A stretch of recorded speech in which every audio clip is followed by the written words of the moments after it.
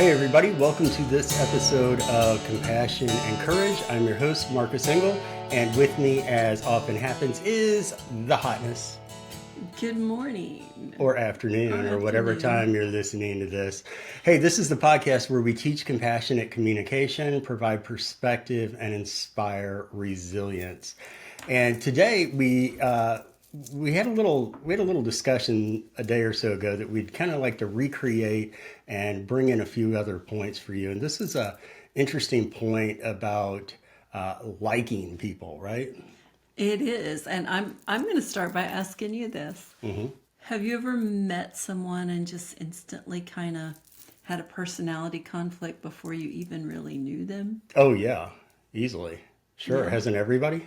I think so. I know, I have from mild things, but what if you have to be around that person or work with that person or care for that person? Or in your case, be married to that person. Be married to that person, someone in your family. Yeah, gosh. We all have that at Thanksgiving, right? There's always somebody that you go, oh, Lord.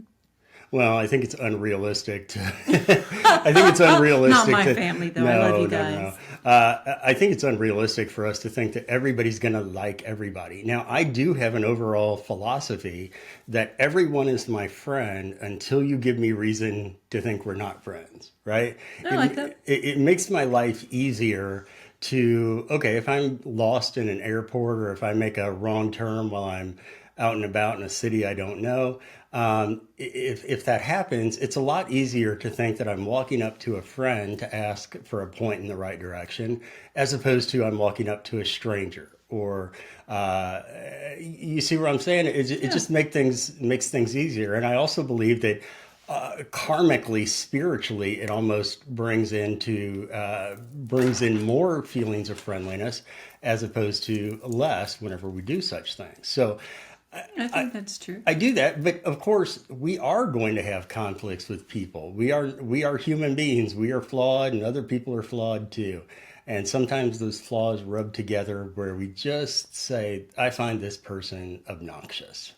Right? Or I Right? don't enjoy them, or it could be mild or big. Right. And in a work environment, if they're not pulling their weight or you don't think they are, etc., it can be rough. So I want to talk a little bit about how do you not like someone and still keep the culture of your work environment positive and good, because that has to be our goal as people, to take on the responsibility of, I'm going to do my part of keeping this culture around here good and healthy. So how am I going to deal with it when so-and-so just really rubs me wrong for whatever reason? Well, again, I think nobody's telling that there has to be a hard and fast rule that you have to like everybody. But in a working environment, you do have to do your job, and that job often includes working with people that you may not be on your favorites list. That's right. So how do you do that? Well, I think that we always at least practice human decency and cordiality, right? Absolutely. Is that the right word? Cordiality? Being cordial. Yeah, that's what I mean. We have to be cordial to people just the same as you would, especially if you're in a healthcare environment. If you're giving more respect to your patients than your coworkers, well, guess what? Then it's hard to be compassionate to one without being compassionate to the other. And those things going back and forth like that can cause almost like a psychological whiplash. Right. It does, and I think it actually brings down the entire culture of everyone. If you don't like this segment and you let that be known, it probably is going to trickle down to other people who also then feel empowered to let it be known they don't like somebody. And next thing you know, you've got a toxic culture. A toxic culture, and then you're stuck working in it. And then you go, I don't like working here. But what, if anything, did you contribute to that? So I think the first thing is, it doesn't have to be public knowledge that you don't like someone. Can you like someone and not tell anybody? even let them know. Right, right. Can you not like somebody and not let it be known, right? And Right. can you not like somebody and so that nobody knows it, that not only that person doesn't know it. I think people can tell when you love them. I think people can tell when you're respectful and admirable towards them, but we don't have to voice it, right? We don't have to voice every one of our emotions. That's right. We don't have to. And it sometimes is hard not to, but I think taking the stand of and even teaching our children and our family this, okay, so Susie gives you a hard time and you don't care for her. You don't have to tell Susie just in general, hey, I don't like you. You smell funny, or whatever it is. You don't have to let that be known. And in the same concept, you don't have to knock them down to make yourself look better or feel better. You don't have to say, well, she only got 15 done, but I did 20, and build yourself up by knocking someone else Yeah, we don't have down. to degrade another person if we don't like them. There's no call for that, right? There's no call for that, or trying to personally outwork that person so that you have something more that, hey, I'm better than you about this. Like you said, I cleaned 20 of these and you only cleaned 15. That's a that's a specific competition that you're getting in with somebody, and that's not being passive about your dislike. That's actively working to continue to foster a relationship that is unequal. Right. And an environment that is not going to be one you're happy to be in, even though it is okay. We're all human beings, and there's going to be times we just have a personality conflict with someone else. And I think another thing is remembering it's never okay to isolate or exclude someone. Mm. And teaching your children this as well as living it out, that it doesn't matter how you feel. We don't, exclude so and so just because you don't like them. We're inclusive in our behavior, our actions, the things we do. Here's something I think that people understand when you're on the receiving end of it and don't understand when you're on the giving end of it. And that is that exclusion equals bullying. Oh, that hurts a little. Exclusion is bullying. When we are Yeah. intentionally keeping other people out of the in group, as we talk about in sociology, and making another person the out group, that is bullying. And what's interesting is there was a study done about 10 years ago in the profession of nursing. Love you, nurses. But they talked to people who were I don't want to say victims or survivors, but they had been on the receiving end of bullying. And so they specifically tracked down the bullies of these nurses, which were other nurses.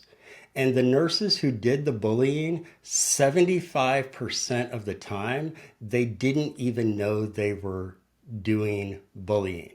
They thought, yeah, well, maybe I'm not talking to this other nurse, or maybe I'm excluding him or her, but that's not bullying. Oh, yes, it is. Exclusion is very much a part of bullying. And if you're practicing exclusion, you are also taking place in bullying. Wow. That it hurts my heart a little bit to think of how many times people do feel bullied because they feel excluded. And I think most of us have gone through some situation where we felt on the outside, and that's a terrible place It to is. feel.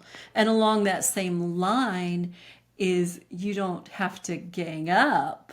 Not only do you not exclude, don't gang up and recruit other people to your way of thinking, because they may think totally different and not have that personality conflict.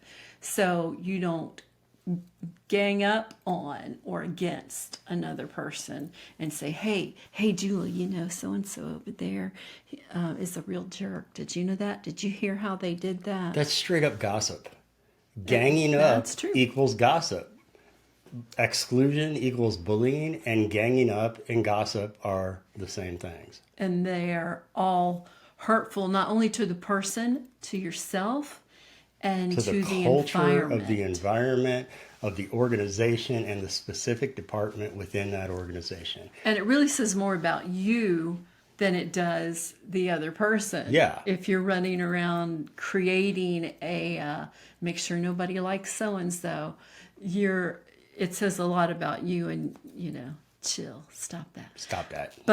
But there are times when things do have to be addressed, because it's not just a personality conflict, it's an actual event with so and so that does need to be addressed. You don't need to be the victim of a bully either. And if you're being privately bullied or you're suffering at the hands of someone, you do have to address it. You have the right to address it, but address it the right way. And what are some of the good ways to address if someone does indeed, there you need to set a boundary with them. Maybe it's something management needs to know about. Conflict resolution. How can Yeah. you have conflict resolution without crossing that line into bullying? Well, it, the idea of bullying and exclusion being different sides of the same coin are right in line with conflict resolution. Because I think oftentimes whenever we feel put upon or we feel bullied or excluded or something like that, we do tend to go get other people that kind of either give us their sympathy or empathy, and I don't want to say gang up, but they join with us together, because most of us who have compassionate hearts, which I think are the vast majority of people, we want to help protect somebody and we want to help somebody when they've been hurt. At the same time, when we're drawing circles around our group and this other group, that is a breakdown of good culture. That's not a team approach. That's an us versus them dynamic. It So is. conflict resolution should not be triangulation. It should not be going to other people and getting support. If there needs to be a conflict that has to be resolved, straight to the person, and trying to do so with just some normally good communication skills. You have done this, and when it happens, it makes me feel like this.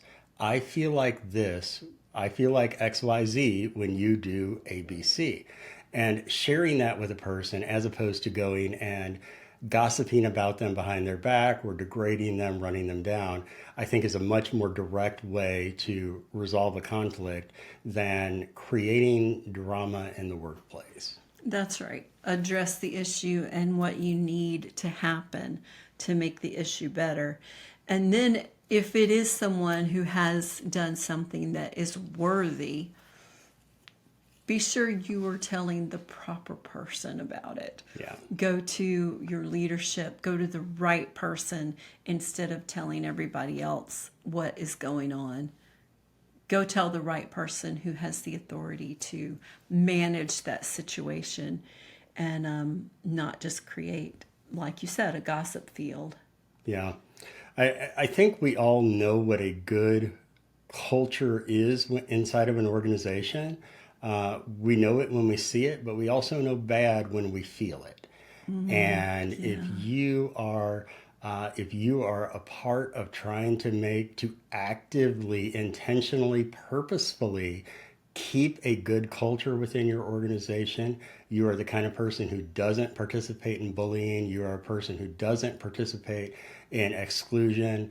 Thank you.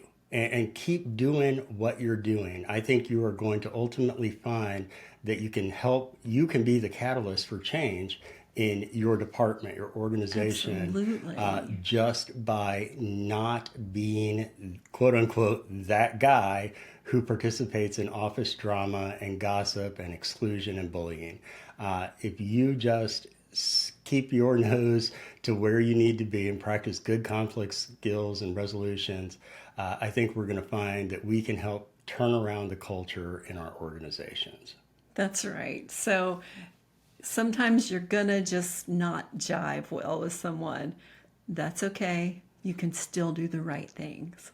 Still do the right things. And we are very grateful that one of the things that you did right was listening to this podcast today. So Oh, I thank wish I had a you. bell to ring. Ding, Thank ding, ding. you. Yep. So thank you all so much for tuning into this episode of Compassion and Courage Conversations in Healthcare. This is the podcast where we teach compassionate communication, provide perspective, and inspire resilience. Thank you to everyone who continues to subscribe and to share and rate and review. If you have suggestions for guests or for topics for Compassion and Courage, please check out marcusengel.com and shoot me an email there, and I will be happy to address those things on the podcast. And if you have other ideas for ways you've handled a personality conflict, drop it in the notes. We'd all love to hear about more things we can do. Yeah, share your experiences because it gives us a lot of fodder for teaching. So, thank you for being here on this episode, and we will see you next time on Compassion and Courage.